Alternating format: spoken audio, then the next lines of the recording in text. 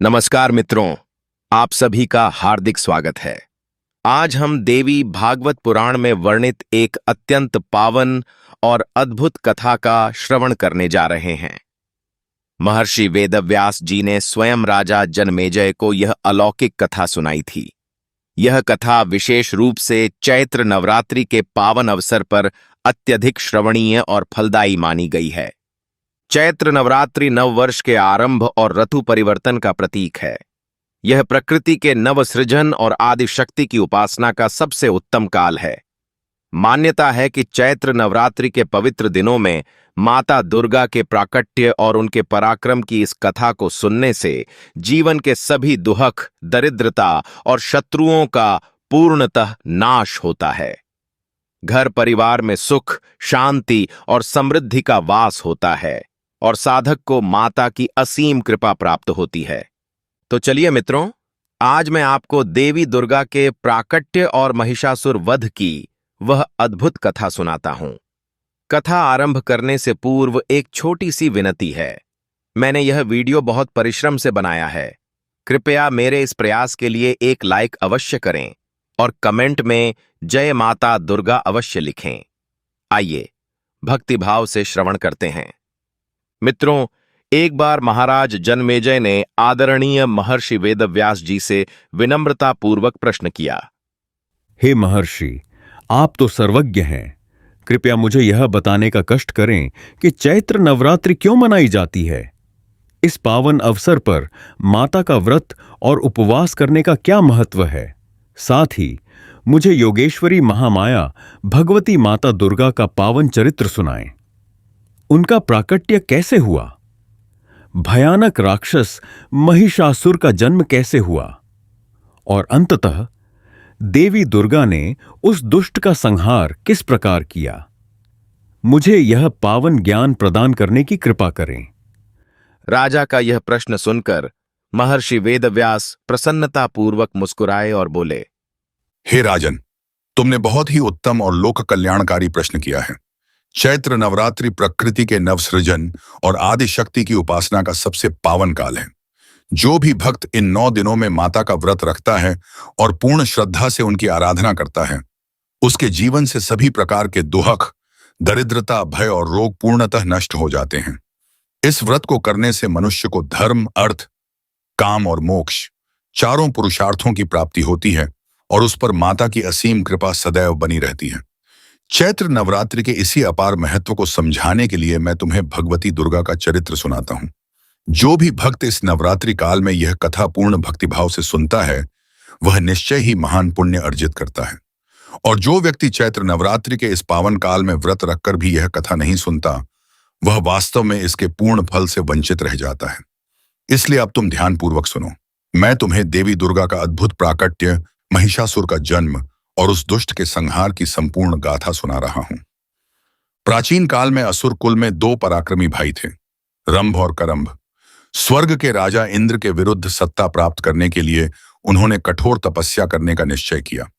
करंभ जल में खड़ा होकर तप करने लगा, जबकि रंभ ने पीपल के वृक्ष के नीचे पंचाग्नि में खड़े होकर अग्निदेव की उपासना आरंभ की। उनकी घोर तपस्या देखकर देवराज इंद्र भयभीत हो गए। इंद्र ने छल से मगरमच्छ का रूप धारण किया और जल में तपस्या कर रहे करंभ के पैरों पर प्रहार कर उसके प्राण हर लिए। अपने प्रिय भाई की मृत्यु का समाचार सुनते ही रंभ क्रोध से प्रज्वलित हो उठा। दुख से व्याकुल होकर वह अग्निदेव को पुकारने लगा, मैं अपना ही बलिदान देकर प्रायश्चित करूंगा। ऐसा कहते हुए उसने खड्ग निकालकर अपना ही मस्तक काटने का प्रयास किया। उसी क्षण अग्निदेव प्रकट हुए और बोले, रुको रंभ, आत्महत्या महापाप है। तुम ऐसी मूर्खता मत करो। इसके स्थान पर मुझसे वरदान मांगो, मैं तुम्हारा कल्याण करूंगा। अग्निदेव के वचनों से रंभ का क्रोध शांत हुआ। उसने प्रार्थना की, हे अग्निदेव, मुझे ऐसा पराक्रमी पुत्र प्राप्त हो जो मेरे शत्रुओं का संहार करके तीनों लोकों पर विजय प्राप्त करे। वह देवता, दानव या मनुष्य किसी के भी हाथों मारा न जाए। मुझे ऐसा अभय प्रदान करे। अग्निदेव प्रसन्न हुए और वरदान दिया, तुम्हारी इच्छा पूर्ण होगी। तुम्हें तुम्हारी कामना के अनुसार ही पुत्र प्राप्त होगा। तुम जिस भी जाति की स्त्री के साथ संयोग करोगे उससे तुम्हें अतुलनीय शक्तिशाली पुत्र की प्राप्ति होगी। रंभ ने अग्निदेव को प्रणाम किया और प्रसन्न मन से वहां से प्रस्थान किया। वरदान प्राप्त करते ही रंभ के हृदय में वासना जागृत हो गई। तपस्या स्थल से बाहर आते ही मार्ग में उसे एक अत्यंत सुंदर युवा महिषी न दिखाई दी। वह महिषी अत्यंत रमणीय थी। रंभ उसके रूप पर मोहित हो गया। अग्निदेव के वरदान का स्मरण कर उसने निश्चय किया कि इसी महिषी के गर्भ से उसे पराक्रमी पुत्र की प्राप्ति होगी। विधिपूर्वक रंभ और उस महिषी का संयोग हुआ और महिषी गर्भवती हो गई। भविष्य के संकटों का अनुमान लगाकर रंभ उसे पाताल लोक ले गया ताकि उसका गर्भ सुरक्षित रहे, परंतु नियति को कुछ और ही स्वीकार्य था। पाताल लोक में एक अत्यंत बलवान नर महिष भैंस की दृष्टि उस गर्भवती महिषी पर पड़ी। वह महिष उसके साथ मिलन के लिए आतुर हो गया और बलपूर्वक उसकी ओर बढ़ने लगा। अपनी पत्नी के रूप में स्वीकार की गई महिषी को कोई आघात पहुंचाए, यह रंभ को कदापि सहन नहीं था। उसने तत्काल अस्त्र उठाकर उस दुष्ट महिष पर आक्रमण कर दिया। दोनों के मध्य भयंकर युद्ध आरंभ हो गया। उस दूसरे महिष ने अत्यंत वेग से अपने नुकीले सींगों से रंभ के वक्षस्थल पर प्रहार किया। रंभ गंभीर रूप से घायल होकर भूमि पर गिर पड़ा। पहले ही प्रहार में रंभ के प्राण पखेरु उड़ गए। अपने पति का मृत शरीर देखते ही गर्भवती महिषी का हृदय विदीर्ण हो गया। वह भयभीत होकर भागने लगी। बाहर से कठोर प्रतीत होने वाली वह महिषी भीतर से अत्यंत प्रेममयी और पतिव्रता थी। वह पाताल के एक पीपल के वृक्ष के समीप जाकर आश्रय मांगने लगी। उसी समय वह क्रूर नर महिष उसका पीछा करते हुए वहां आ पहुंचा। महिषी के अश्रु और विलाप सुनकर उस वृक्ष पर निवास करने वाले यक्ष और गंधर्व उसकी रक्षा के लिए दौड़ पड़े। महिष और यक्ष योद्धाओं के मध्य भीषण संग्राम हुआ। अंततः यक्षों ने बाणों की वर्षा करके उस उन्मत्त महिष का वध कर दिया। इसके पश्चात यक्षों ने रंभ के पार्थिव शरीर का अंतिम संस्कार करने का निश्चय किया। उन्होंने चिता सजाकर रंभ का देह अग्नि को समर्पित कर दिया। अपने पति की चिता को जलता हुआ देखकर गर्भवती महिषी का दुख असहनीय हो गया। उसने सती होने का निर्णय लिया। यक्षों ने उसे रोकने का बहुत प्रयास किया, परंतु उस महिषी का पातिव्रत्य धर्म अत्यंत प्रबल था। वह करुण स्वर में बोली, जिन्हें मैंने प्रेम से अपना स्वामी माना है, जब वे अकेले जल रहे हैं तो मैं कैसे जीवित रह सकती हूं? मुझे मत रोकिए। ऐसा कहते हुए वह चिता में कूदने के लिए दौड़ी। यक्षों के देखते ही देखते वह महिषी अपने पति की चिता में भस्म हो गई, परंतु उन अग्नि की ज्वालाओं से एक अद्भुत चमत्कार उत्पन्न हुआ। महिषी के गर्भ सहित अग्नि समाधि लेने के कारण चिता के मध्य से उसके गर्भ से एक तेजस्वी बालक का जन्म हुआ। वह बालक आधा मानव और आधा महिष भैंस के रूप में था। उसका धड़ मनुष्यों के समान और मस्तक व मुख महिष का था। उसी क्षण अग्नि की ज्वालाओं से रंभ का भी एक नवीन रूप प्रकट हुआ। अपने अजन्मे पुत्र के प्रति असीम प्रेम के कारण रंभ ने एक नया असुर रूप धारण कर लिया था। इस नवीन असुर का नाम रक्तबीज पड़ा, जबकि उस बालक को उसके महिष रूप के कारण महिषासुर के नाम से जाना गया। यक्षों ने उस चमत्कार का साक्षी बनते हुए महिषासुर को बाहर निकाला। असुरों ने उस महाबलवान बालक महिषासुर का जय घोष किया और उसे पिता के स्थान पर अभिषेक करके असुरों का राजा घोषित कर दिया। महिषासुर और उसका पिता रक्तबीज अब वरदान के प्रभाव से इतने शक्तिशाली थे कि देवता, दानव या मानव कोई भी उन्हें सरलता से पराजित नहीं कर सकता था। समय के साथ महिषासुर एक अत्यंत बलवान असुर योद्धा के रूप में बड़ा हुआ। पिता का बल और माता की महिष जैसी अपार शक्ति दोनों उसमें समाहित थीं। आयु बढ़ने के साथ साथ उसके पराक्रम और क्रूरता की कथाएं तीनों लोकों में फैलने लगीं। अपनी शक्ति की परीक्षा लेने और अधिक बलवान बनने के लिए युवा महिषासुर ने कठोर तपस्या आरंभ की। उसने दिन रात ब्रह्मा जी का ध्यान किया। 10,000 वर्षों तक महिषासुर हिमालय की एक गुफा में घोर तपस्या करता रहा। अंततः ब्रह्मा जी उसकी तपस्या से संतुष्ट हुए और कमल पर विराजमान होकर महिषासुर के समक्ष प्रकट हुए। चतुरानन ब्रह्मा जी ने प्रसन्न होकर पूछा, हे असुर श्रेष्ठ महिषासुर, तुम्हें जो वरदान चाहिए मांगो। ब्रह्मा जी को देखते ही महिषासुर ने उन्हें प्रणाम किया और कहा, हे प्रभु, मुझे अमृता का वरदान दीजिए। मैं कभी मृत्यु को प्राप्त न होऊं, ऐसी कृपा करें।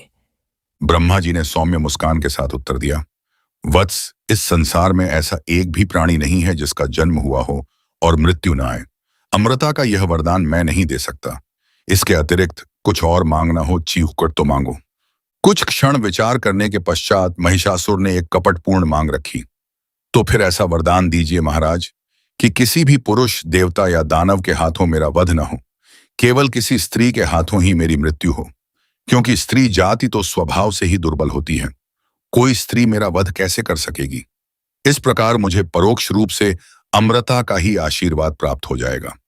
उसकी मांग में छिपा कपट स्पष्ट था, परंतु ब्रह्मा जी के लिए यह वरदान देना संभव था।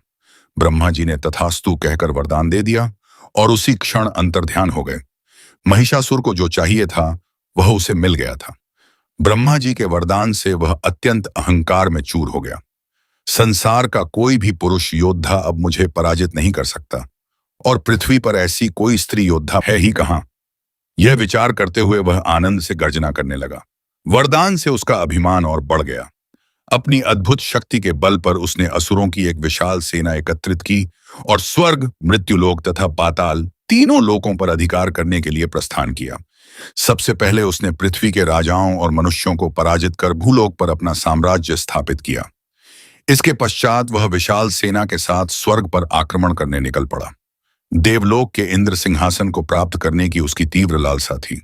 जिसने भी उसके मार्ग में अवरोध उत्पन्न करने का प्रयास किया, उसका उसने निर्दयता से संहार कर दिया।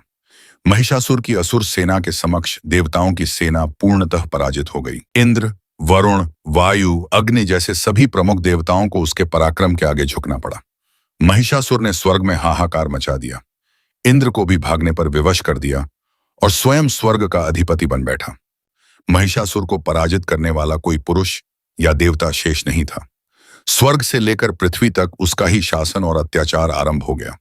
वह इतना उन्मत्त हो गया कि उसने सूर्य और चंद्र के कार्यों में भी बाधा उत्पन्न कर दी। दिन कब होगा और रात का अंधकार कब छाएगा, इसका कोई नियम नहीं रहा। ऋतुओं का चक्र बिगड़ गया, वर्षा रुक गई। उसके आतंक से सर्वत्र भय का साम्राज्य स्थापित हो गया।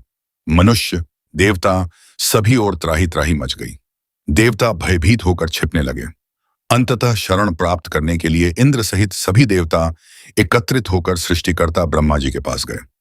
उस समय भगवान शिव और भगवान विष्णु भी ब्रह्मा जी की सभा में उपस्थित थे। व्याकुल होकर देवगणों ने ब्रह्मा जी के समक्ष अपनी व्यथा प्रकट की। हे करुणामूर्ति ब्रह्मा जी, महिषासुर के अत्याचारों के कारण हम सभी देवता स्वर्ग से निष्कासित होकर यहां वहां छिपकर जीवन व्यतीत कर रहे हैं। यज्ञ कर्म रुक गए हैं, मानव त्रस्त हैं। आप ही कोई मार्ग निकालें। देवताओं का संकट सुनकर ब्रह्मा जी भी विचार मग्न हो गए। ब्रह्मा जी ने दीर्घ श्वास छोड़ते हुए कहा, मैंने महिषासुर को यह वरदान दिया है कि उसकी मृत्यु किसी पुरुष के हाथों नहीं होगी, इसलिए पुरुष रूप में कोई भी उसका वध नहीं कर सकता। उसका विनाश करने के लिए एक स्त्री शक्ति की ही आवश्यकता है। इस पर भगवान शिव बोले, क्या मेरी पत्नी पार्वती या विष्णु की पत्नी लक्ष्मी युद्ध कर सकेंगी? यह संभव नहीं। इंद्र की पत्नी तो युद्ध कला में निपुण ही नहीं है, तो फिर ऐसी स्त्री योद्धा कहां से लाई जाए? भगवान विष्णु शांत भाव से मुस्कुराए और गंभीर स्वर में बोले, हम सभी अपने अंतर्निहित तेज दिव्य शक्ति को एकत्रित करें। हमारी सामूहिक शक्ति ही एक अद्भुत स्त्री रूप में प्रकट होगी जो उस दुष्ट असुर का विनाश कर सकेगी। आइए हम सभी अपने तेज का अंश प्रदान करें, उसी से भगवती का प्राकट्य होगा। त्रिदेव और सभी देवताओं ने इसके लिए ध्यान साधना आरंभ की। ब्रह्मा, विष्णु और महेश के शरीर से प्रखर दिव्य तेज उत्पन्न होने लगा। इंद्र, वरुण, कुबेर, यम, वायु, अग्नि इत्यादि सभी देवताओं के शरीर से तेजोमय किरणों का प्रवाह फूट पड़ा। उस तेज की रश्मियों से संपूर्ण वातावरण दिव्य प्रकाश से परिपूर्ण हो गया। देवताओं के उस सामूहिक तेज ने एक अत्यंत उष्ण प्रकाशमान ज्वाला का निर्माण किया, मानो पर्वत के समान विशाल अग्निस्तंभ प्रकट हो गया हो। उस प्रज्वलित प्रकाश पुंज से धीरे धीरे एक स्त्री का दिव्य रूप आकार लेने लगा। वह देवी अतुलनीय सौंदर्य और असीम तेज से युक्त थीं। उनकी 18 भुजाएं थीं। संपूर्ण शरीर अलौकिक आभूषणों और स्वर्ण अलंकारों से सुशोभित था। देवी के प्रत्येक अंग का निर्माण भिन्न भिन्न देवताओं के तेज से हुआ था। भगवान शिव के तेज से उनका मुखमंडल प्रकट हुआ, जो श्वेत और शांत था। यमराज के तेज से उनके केश उत्पन्न हुए। अग्निदेव के तेज से उनके भाल पर तीसरा नेत्र प्रकट हुआ। वायु के तेज से कानों की उत्पत्ति हुई। कुबेर के तेज से नासिका बनी। इंद्र के तेज से उनका मध्य भाग तथा चंद्रमा के तेज से उनके वक्षस्थल का निर्माण हुआ। भगवान विष्णु के तेज से 18 भुजाएं उत्पन्न हुईं। अष्ट वसुओं के तेज से हाथों की उंगलियां बनी। पृथ्वी की शक्ति से उनका कटिभाग और वरुण देव के तेज से उनकी जंघाएं निर्मित हुईं। इस प्रकार सभी देवताओं के तेज के एकत्रित स्वरूप से आदिशक्ति भगवती दुर्गा का प्राकट्य हुआ। उनका स्वरूप अत्यंत आकर्षक और मुखमंडल अत्यंत तेजस्वी था। उनकी वाणी मेघ गर्जना के समान शक्तिशाली परंतु मधुर थी। उनके प्रकट होते ही भयभीत देवताओं के हृदय में आशा का संचार हो गया। महिषासुर जैसे दुष्ट से युद्ध करने के लिए अंततः परम शक्ति अवतरित हो चुकी थी। सभी देवताओं ने अत्यंत आश्चर्य, आनंद और भक्तिभाव से माता का स्वागत किया। देवताओं ने नवप्रकट माता दुर्गा को अपने अपने अस्त्र शस्त्र अर्पण किए। भगवान शिव ने अपना त्रिशूल माता को सौंपा। श्री हरि विष्णु ने अपने सुदर्शन चक्र का प्रतिरूप माता को अर्पण किया। देवराज इंद्र ने वज्र और ऐरावत हाथी के गले की दिव्य घंटी भेंट की। वायुदेव ने भयंकर बाण उत्पन्न करने वाला शक्तिशाली धनुष दिया। वरुण देव ने अपना शंख और पाश दिया। अग्निदेव ने भस्म करने वाली शक्ति शतघ्नि प्रदान की। यमराज ने कालदंड का अंश दिया। हिमालय पर्वत ने विविध रत्न और स्वर्ण आभूषण अर्पित किए। समुद्र देव ने उज्ज्वल मोतियों की माला और लाल रंग के दिव्य वस्त्र अर्पण किए। विश्वकर्मा जी ने अपने कौशल से देदीप्यमान मुकुट, कुंडल, बाजूबंद, हार और अभेद्य कवच बनाकर माता को अलंकृत किया। धन के स्वामी कुबेर ने देवी की विजय के लिए दिव्य रस से भरा स्वर्ण कलश उनके चरणों में रखा। सूर्यदेव ने अपना तेज उन्हें प्रदान किया, जिससे माता का गौरवर्ण स्वर्ण किरणों के समान चमक उठा। विभिन्न अस्त्र शस्त्रों से सुसज्जित देवी ने हिमालय द्वारा भेंट किए गए विशाल सिंह और शेर को अपने वाहन के रूप में स्वीकार किया। संपूर्ण अस्त्रों से सुसज्जित और सिंह पर विराजमान भगवती दुर्गा में माता पार्वती का तेज, माता लक्ष्मी की शोभा और माता सरस्वती का सौंदर्य समाहित था। सभी देवताओं ने नतमस्तक होकर उनकी स्तुति की। जय हो परम आदिशक्ति भगवती, आप शीघ्र हमारी रक्षा करें। सिंह पर आरूढ़ माता ने एक अत्यंत भयंकर गर्जना की और युद्ध का शंखनाद किया। उनके सिंह ने भी भयंकर दहाड़ लगाई। उस महागर्जना से पृथ्वी और आकाश कांप उठे, पर्वत हिलने लगे, समुद्रों में भयानक लहरें उठने लगीं। माता के प्रचंड तेज से संपूर्ण सृष्टि में कंपन होने लगा। माता दुर्गा महिषासुर की राजधानी के समीप पहुंच चुकी हैं। यह समाचार वायु के समान सर्वत्र फैल गया। नगर की प्राचीर पर खड़े असुर सैनिकों ने दूर से उस तेजस्वी स्त्री रूपी देवी को सिंह पर आते हुए देखा। इतनी रूपवती स्त्री रणभूमि में ऐसी गर्जना करे, यह उनकी कल्पना से परे था। कुछ क्षण तो उन्हें अपनी आंखों पर विश्वास ही नहीं हुआ, परंतु जब माता ने अपना त्रिशूल आकाश में उठाकर पुनः सिंहनाद किया, तब असुर सैनिकों की तंद्रा टूटी। उन्होंने भयभीत होकर महिषासुर को सूचना दी, स्वामी, हमारी राजधानी के द्वार पर एक अपूर्व सुंदरी सिंह पर आरूढ़ होकर आई है। उसके हाथों में विविध अस्त्र शस्त्र हैं और वह अत्यंत क्रोध में गर्जना कर रही है। महिषासुर ने यह सुनकर आश्चर्य प्रकट किया। उसे अचरज हुआ कि एक स्त्री योद्धा इतने साहस के साथ उसके द्वार पर आने का दुस्साहस कर रही है, परंतु उसके रूप और साहस का वर्णन सुनकर वह मोहित हो गया। इससे पूर्व कभी किसी स्त्री ने उसे चुनौती नहीं दी थी। वह विचार करने लगा कि यह कौन हो सकती है। कुछ क्षण विचार करने के पश्चात उसके कपटी मस्तिष्क में एक योजना आई। इतनी अद्भुत स्त्री यदि मेरी हो जाए तो कितना उत्तम होगा, महिषासुर स्वयं से बुदबुदाया। उसने तत्काल अपने एक दूत को आदेश दिया, उसके पास जाओ और मेरा संदेश दो। महिषासुर तुम पर अत्यंत प्रसन्न है। तुम इतने साहस के साथ स्वर्ग के अधिपति राजा के द्वार पर आई हो, वह इसकी प्रशंसा करता है। यदि तुम चाहो तो महिषासुर तुम्हें अपनी पटरानी बनाने के लिए तैयार है। दूत महिषासुर की योजना समझ गया।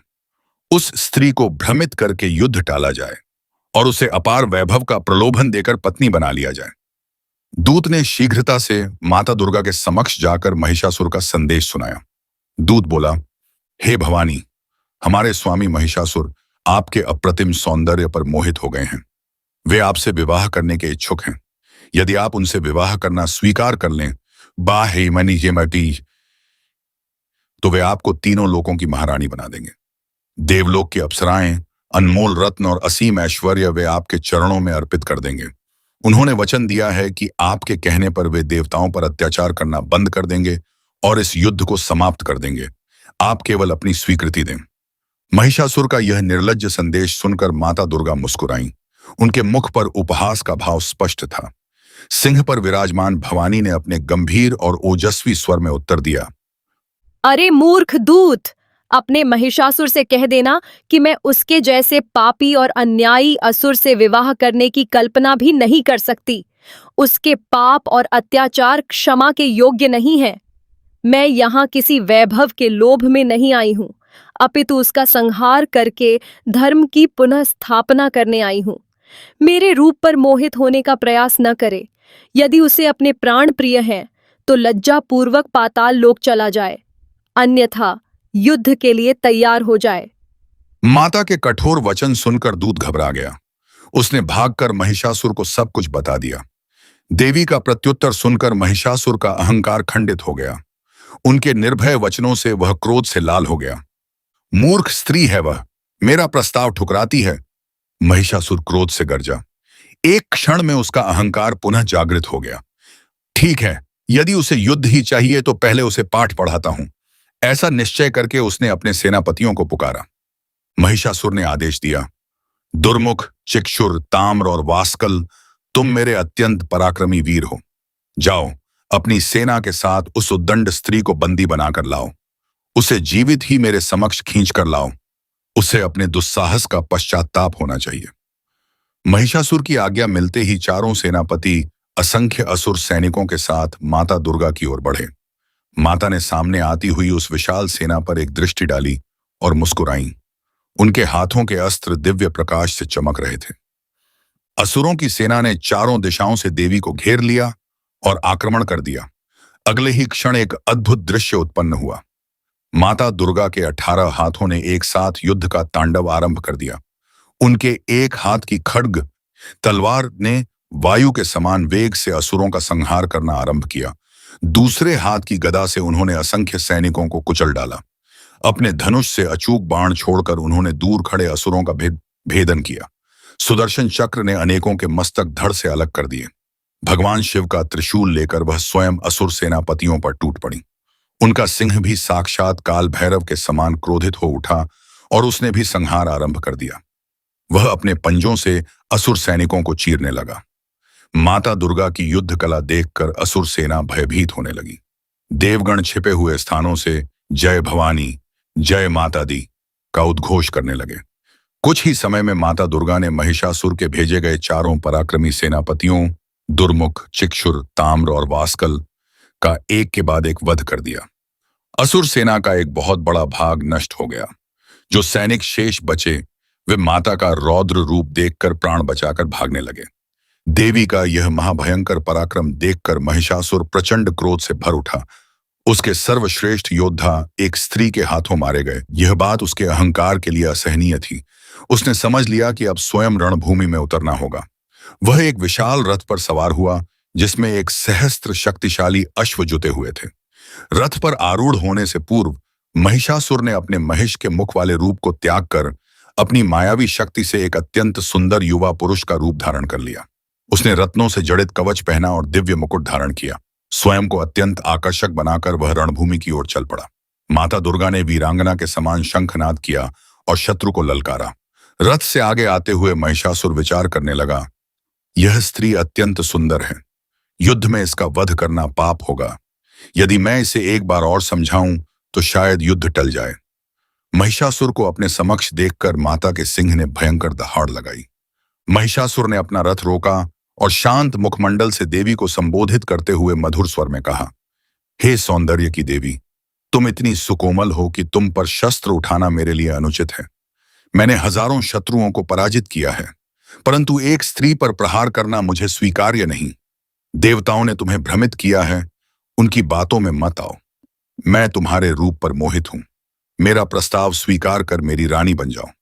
तुम कहोगी तो मैं देवताओं से शत्रुता भी त्याग दूंगा।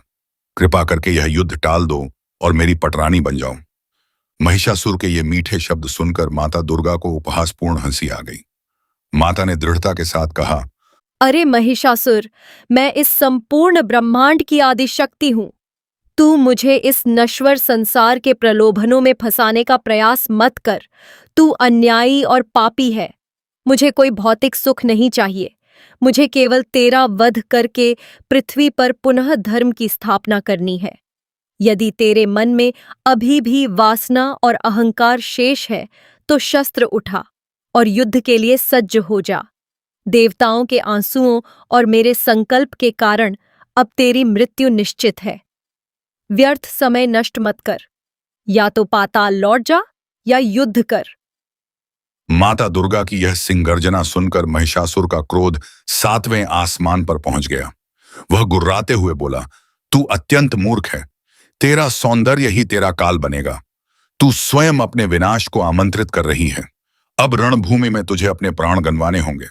माता ने उसकी बात सुनकर अपने सिंह से छलांग लगाई। माता का मुखमंडल अत्यंत प्रचंड क्रोध से लाल हो चुका था। वह महिषासुर के समक्ष आकर खड़ी हो गई और बोली, महिषासुर, बहुत बोल चुका तू। अब युद्ध के लिए तैयार हो जा। तुझे अपने पुरुषार्थ पर बहुत अभिमान है ना? तो उठा अपना अस्त्र और कर मेरा सामना। आज मैं तेरा और तेरी संपूर्ण सेना का विनाश किए बिना यहां से प्रस्थान नहीं करूंगी। महिषासुर क्रोध से कांपने लगा और उसने अपना विशाल धनुष उठा लिया। एक ही क्षण में उसने बाणों की झड़ी लगा दी। माता दुर्गा ने भी अत्यंत फुर्ती से अपने धनुष से बाण छोड़े और महिषासुर के सभी बाणों को आकाश में ही नष्ट कर दिया। रणभूमि में बाणों की भयंकर वर्षा होने लगी। अंततः महिषासुर ने एक भाला उठाकर माता की ओर फेंका। माता ने उसे अपनी ढाल से रोक लिया। इसी बीच महिषासुर का सेनापति दुर्धर माता के पीछे से आक्रमण करने दौड़ा। माता ने तुरंत अपना सुदर्शन चक्र छोड़ा और दुर्धर का मस्तक धड़ से अलग कर दिया। दूसरा सेनापति त्रिनेत्र सामने आया। माता ने अपने त्रिशूल से उसके प्राण हर लिए। यह देखकर असुर अंधक क्रोधित होकर माता के सिंह पर अपनी गदा से प्रहार करने लगा। सिंह घायल हुआ, परंतु देवी के प्रताप से उसने अंधक पर छलांग लगाई और अपने पंजों से उसे चीर डाला। अब महिषासुर ने मायावी युद्ध आरंभ किया। उसने एक ही पल में अपना मनुष्य रूप त्याग दिया और एक अत्यंत भयानक सिंह का रूप धारण कर लिया। सिंह रूप में उसने माता दुर्गा पर आक्रमण किया। माता ने बाणों की वर्षा से उसे रोक दिया। फिर महिषासुर ने विशालकाय ऐरावत हाथी का रूप ले लिया। हाथी के रूप में वह अपनी सूंड से पर्वतों की चोटियां उखाड़कर माता पर फेंकने लगा। माता दुर्गा ने अपनी खड्ग यानी तलवार से उन सभी शिलाओं को काट डाला। माता के सिंह ने उस हाथी के मस्तक पर प्रहार किया। पीड़ा से तड़पते हुए महिषासुर ने हाथी का रूप भी त्याग दिया और सरभ, आधा सिंह और आधा पक्षी का भयंकर रूप ले लिया। माता ने अपने अस्त्रों से सरभ के पंख काट दिए। अंततः महिषासुर अपने वास्तविक महिष भयंकर भैंसे के रूप में आ गया। क्रोध से फुफकारते हुए उस विशाल भैंसे ने पृथ्वी को अपने खुरों से खोदा और अपने सींग नीचे करके तीव्र गति से माता की ओर झपटा। उसका वेग इतना भयानक था कि धरती कांपने लगी। माता दुर्गा इस रूप परिवर्तन से तनिक भी विचलित नहीं हुई। युद्ध के परिश्रम से माता को प्यास लगी थी। उन्होंने कुबेर द्वारा भेंट किए गए सुवर्ण कलश से दिव्य रस का पान किया। रस का पान करते ही माता के नेत्र लाल हो गए और उन्होंने एक अत्यंत प्रचंड अट्टहास किया। माता के उस भयंकर अट्टहास से तीनों लोग दहल उठे। जैसे ही महिषासुर माता के समीप आया, भवानी ने अत्यंत वेग से अपना त्रिशूल उठाया और महिषासुर छाती में घोंप दिया। त्रिशूल के प्रहार से महिषासुर का हृदय विदीर्ण हो गया और रक्त की धारा फूट पड़ी। वह भयानक पीड़ा से तड़पने लगा। तभी माता दुर्गा ने अपना सुदर्शन चक्र उठाया और हे असुर, अब तेरे पापों का अंत निश्चित है। यह कहते हुए चक्र को चला दिया। सुदर्शन चक्र ने विद्युत की गति से महिषासुर की गर्दन पर प्रहार किया और एक ही झटके में उस महाकाय राक्षस का मस्तक धड़ से अलग होकर भूमि पर गिर पड़ा। रक्त का फव्वारा फूट पड़ा और महिषासुर का विशाल धड़ रणभूमि में गिरकर शांत हो गया। अंततः उस अत्याचारी दैत्यराज का अंत हो गया। रणभूमि में शांति छा गई। देवलोक में देवताओं के आनंद की कोई सीमा न रही। जय भवानी महिषासुर मर्दिनी माता की जय के जय घोष से आकाश गूंज उठा। माता दुर्गा ने अपनी विजय की मुस्कान बिखेरी। जो असुर सैनिक जीवित बचे थे वे प्राण बचाकर भाग खड़े हुए। देवता हाथ जोड़कर माता के समक्ष उपस्थित हुए। इंद्र, वरुण, यम, शिव और विष्णु सहित सभी ने माता की स्तुति की।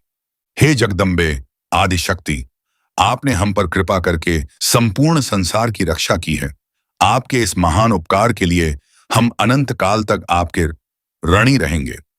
भगवती दुर्गा ने प्रसन्न होकर सभी को आशीर्वाद दिया और कहा, हे देवगण, जब जब इस पृथ्वी पर अधर्म का नाश करने और धर्म की रक्षा करने की आवश्यकता होगी, मैं बार बार अवतार लेकर दुष्टों का संहार करूंगी। तुम जब भी मुझे सच्चे मन से स्मरण करोगे, मैं अवश्य आऊंगी। यह वरदान देकर माता अंतर्ध्यान हो गईं। देवर्षि नारद और गंधर्वों ने मंगल गान किया। चैत्र मास के इन पावन दिनों में माता की इस विजय गाथा को तब से लेकर आज तक अत्यंत श्रद्धा से गाया जाता है। यह चैत्र नवरात्रि हमें स्मरण कराती है कि चाहे असत्य और अहंकार कितना भी शक्तिशाली क्यों न हो, अंततः परम सत्य और ईश्वरीय शक्ति के समक्ष उसे नष्ट होना ही पड़ता है। तो मित्रों, यह थी चैत्र नवरात्रि की महान और कल्याणकारी कथा। आपको यह कथा कैसी लगी, कमेंट करके अवश्य बताएं। यदि आपको यह प्रस्तुति अच्छी लगी हो तो कृपया वीडियो को लाइक करें, कमेंट में जय माता दुर्गा अवश्य लिखें और हमारे को सब्सक्राइब करें। धन्यवाद।